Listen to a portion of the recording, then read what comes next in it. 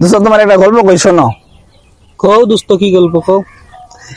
এক ডাক্তার নতুন একটা চেম্বার খুলছে। চেম্বারের সামনে লেখা রাখছে রোগীর ভিজিট 300 টাকা, আর রোগ ধরতে না পারলে তাকে জরিমানা দেওয়া হবে 1000 টাকা। এর ভিতরে একটা চালাক লোক সামনে দিয়ে গেছে, যার পরে সাইনবোর্ডটা দেখতে পাচ্ছে। সাইনবোর্ডটা দেখে চিন্তা করতেছে যে যেভাবে হোক 1000 টাকা আমার নেওয়া লাগবে।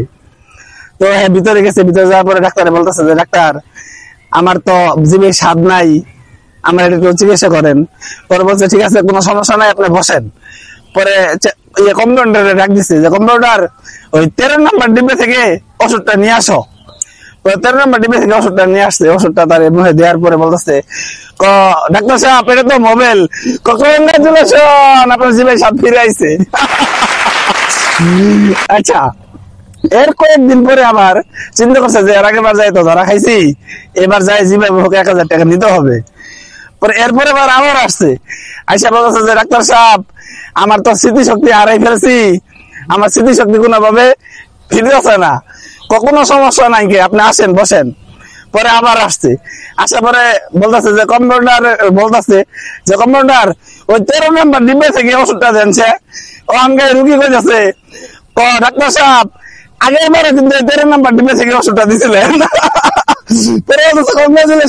আপনি স্মৃতিশক্তি ফিরে আইছে।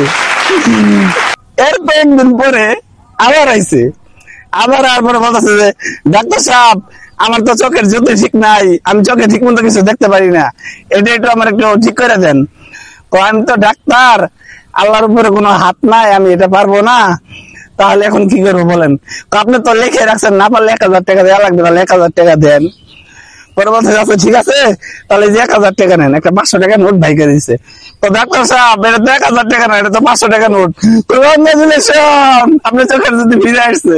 কি গল্প, মজার গল্প।